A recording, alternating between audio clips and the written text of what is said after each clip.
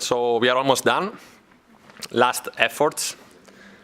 The goal of this hands-on practice was just to provide you some very simple pointers to software links and also to show you how you can easily train one unsupervised deep learning model based on a very simple dataset, namely the MNIST unwritten digits dataset.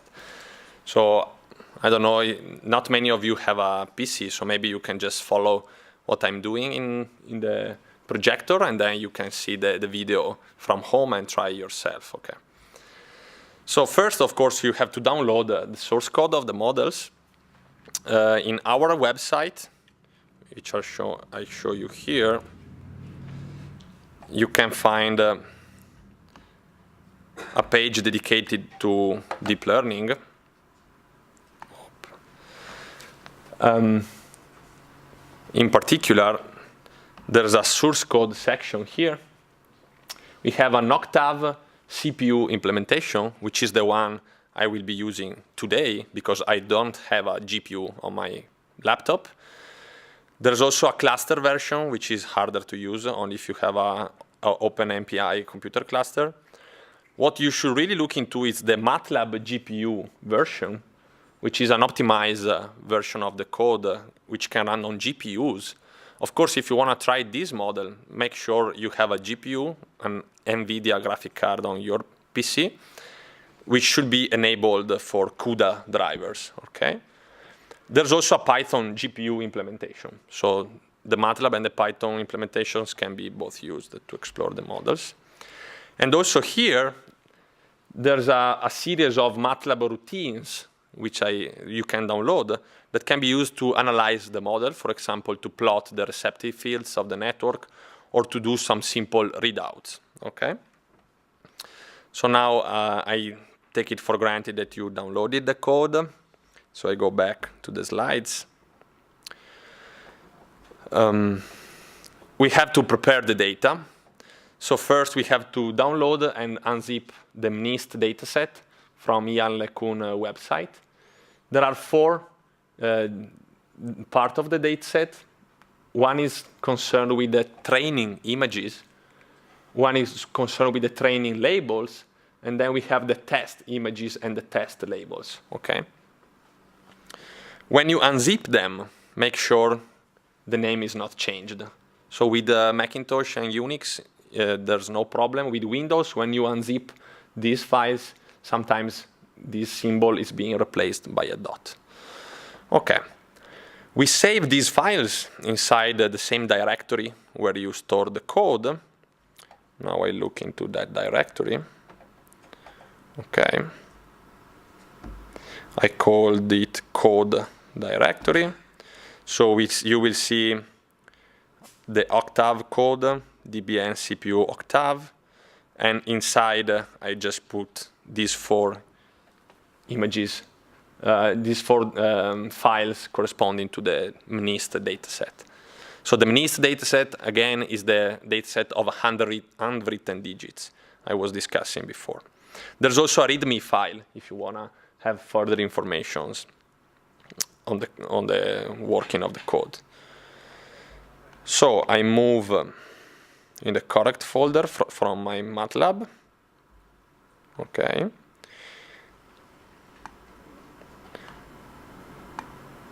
And you will find the script name converter. Okay. This script basically is reading the raw data from these four files and is creating more manageable files that can be used by MATLAB. So I run the converter. Now it's converting the MNIST images, each class. So we have 1,000 for class 0 for the test, a little bit more than 1,000 for class 1, for class 2, 3, up to 9.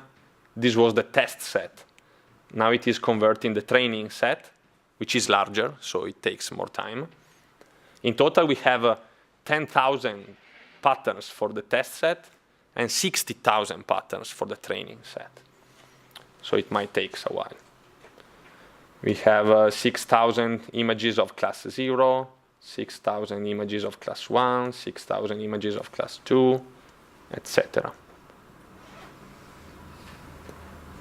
And you see, as it is processing the images, it's saving some math files corresponding to all the images. Okay. Class 7, class 8, class 9. Okay, so we are done with the preparation of the data. Then we have to use this new script, which is called mini-batches.math. Basically, this script is just taking these whole images of the data and putting them all together in a big matrix. And moreover, it's putting it in a three-dimensional matrices. So I didn't have time to explain you the difference between batch learning, online learning, and mini-batch learning. Basically, this is an important feature of machine learning models. We can train the model to compute the gradient on the whole training data set. This is called batch learning. But we can also unpack the big data set into smaller batches, which are called mini batches. And this is useful to speeding up the learning, for example, on graphic processors. So inside this script, there's one parameter called batch size. I set it to 125. This is an arbitrary choice, but you should avoid having too much large batch sizes. So around 100 is okay for the MNIST data set. I run the script, and the make batches file is now processing all the data and saving them into an external matrix. Okay, so now we have this new file, which is called MNIST data 125. Okay, if we load it in MATLAB, okay, you will see now 4 variables have been created here. One is called batch data. Batch data contains all the images that are being used for training. It's 125, the size of a single mini batch, times 784, 28 by 28 images, times 480 is the number of mini batches. So if we do 125 times 480, we obtain 60,000, which is the size of the training set. Similarly, batch targets contains, test batch data contain the images used for testing.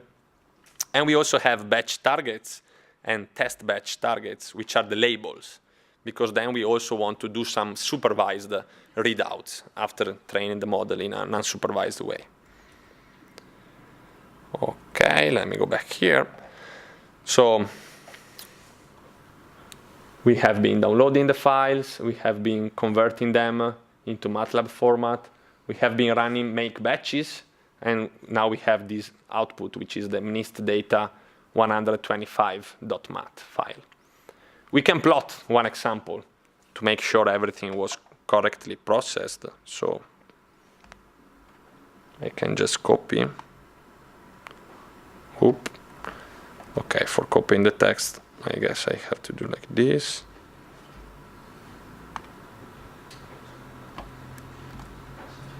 Okay, I go back to MATLAB.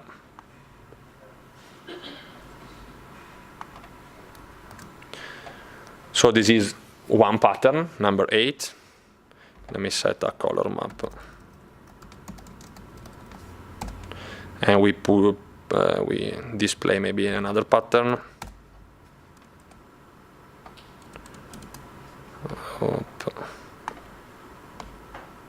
Okay, number 2. And so on. So you can explore which type of patterns you are giving as input to your model. So the task of the network will be to extract a generative model of these input patterns. Okay. Okay. Now we can perform the unsupervised deep learning phase. So the main script is called deep train GPU. In this case, deep train CPU probably. And first we have to make sure we are setting the hyperparameters correctly. So DN stands for deep network, is a structure where we have several fields. Layer size specifies the architecture. For example, 500 neurons in the first hidden layer, 500 in the second, 800 in the third. Now I have to keep the architecture small because this little computer cannot process using GPUs large architectures. So I will use a smaller architecture for demonstration, but you should use the 500, 500, 2000 architectures if you really want to simulate the previous results. How many layers, how many epochs of training? I set 40, but maybe I should set 20 now, otherwise we run out of time. The batch size, sparsity constraints, epsilon W is the learning rate. Then we have the momentum coefficient and the weight cost, which is the regularization factor. We set these values, and then we can run the learning algorithm. So I open deep train CPU, and now I will try a small architecture, so 100, 100, 500, maybe only for 10 epochs, or maybe let's keep 30, but I further reduce. Or we can just train 2 layers, okay, so it's gonna be faster. Okay, and I remove sparsity, so it's even faster. Okay, I train the network. Now a serious model will train in 3 hours in this computer, in 15 minutes on a GPU. This is a small model, only 2 layers and with a reduced size, so I guess in 2 or 3 minutes should be completed. Okay.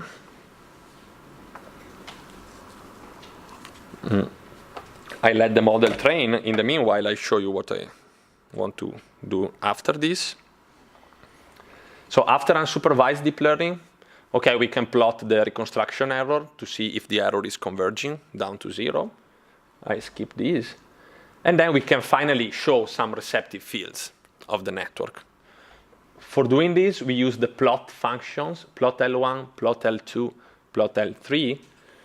These are for the 3 hidden layers. You can find these functions in the MATLAB routine directory that you have been downloading. I will show you how they can plot the receptive fields. And then finally, we will do some readouts. So we will try to classify the internal representations of the network. Okay? So we will use a simple linear classifier, which is implemented as a perceptron. Okay? So you will also find the perceptron function inside the MATLAB routine directories.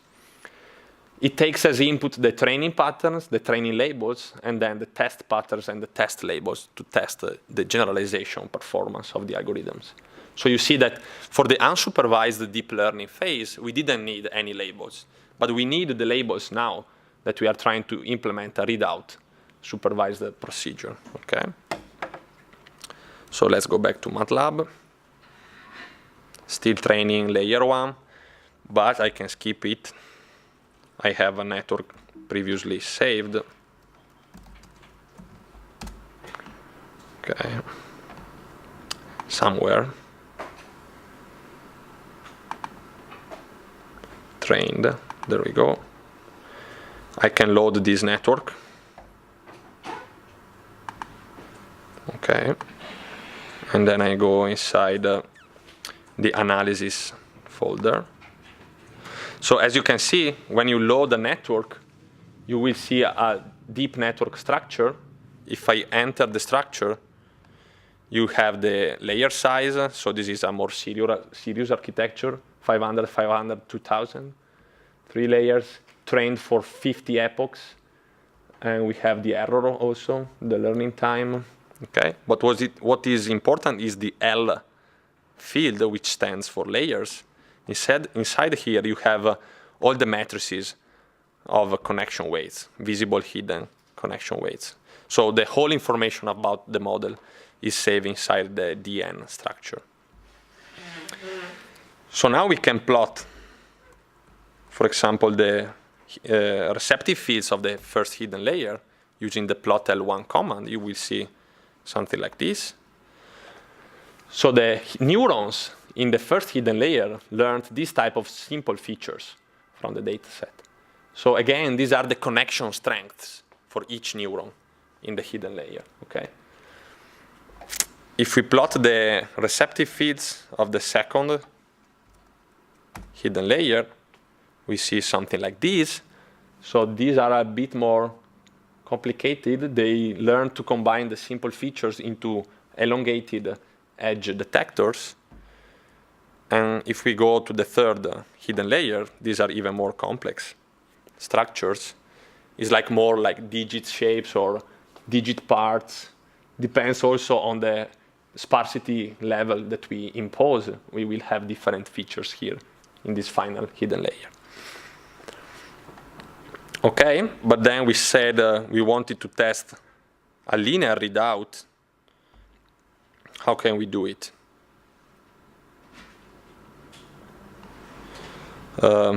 This is just a technical detail. I have to shape back the matrix into a two-dimensional form. So let me just see if it is working. Oh, batch data.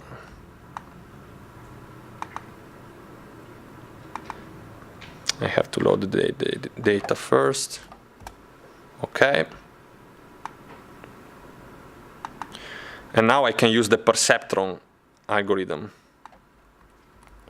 Let me see if I have it in memory. Okay. I'm calling the Perceptron function, giving as input, not this one, the training patterns, the training labels, the testing patterns, the testing labels. And as output, I will obtain a matrix of connection weights. These are the weights of the classifiers. So keep in mind that before we were doing unsupervised deep learning. Now we are training a readout classifier on the representations. And we will have the training accuracy and the test accuracy for the Perceptron, okay? Now we are training the Perceptron directly on the training patterns, which means on the raw images. Classification, I guess, will be around 85%. But let's see.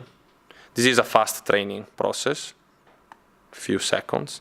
Training accuracy is 85%, testing accuracy 86%. So this is the performance of a linear classifier on the mnist images, if we try to directly classify the raw images. But what we can do, and then I'm finishing,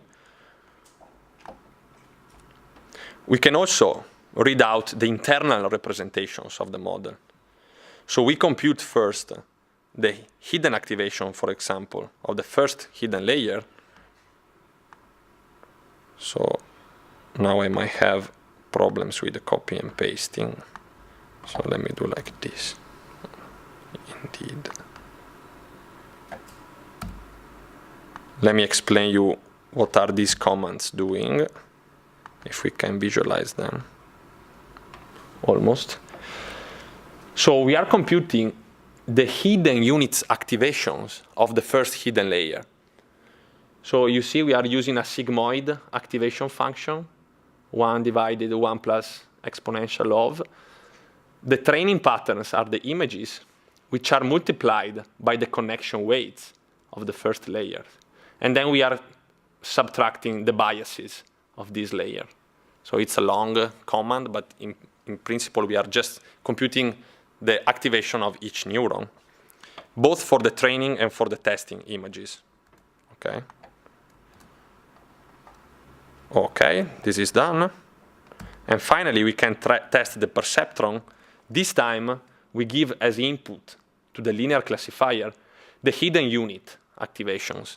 So we are not classifying the pixel images. We are classifying the hidden unit activations of the network, which are the features extracted in the first hidden layer.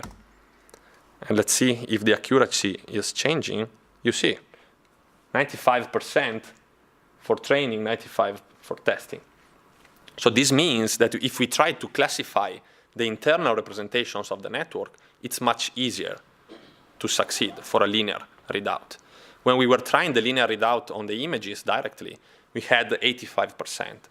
Now we had a gain, and we go up to 95% in the first hidden layer. I guess this will increase if we go up in the hierarchy to the other layers.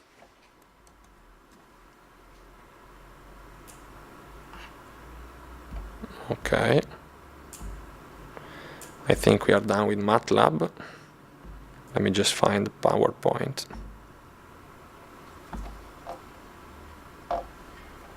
Okay.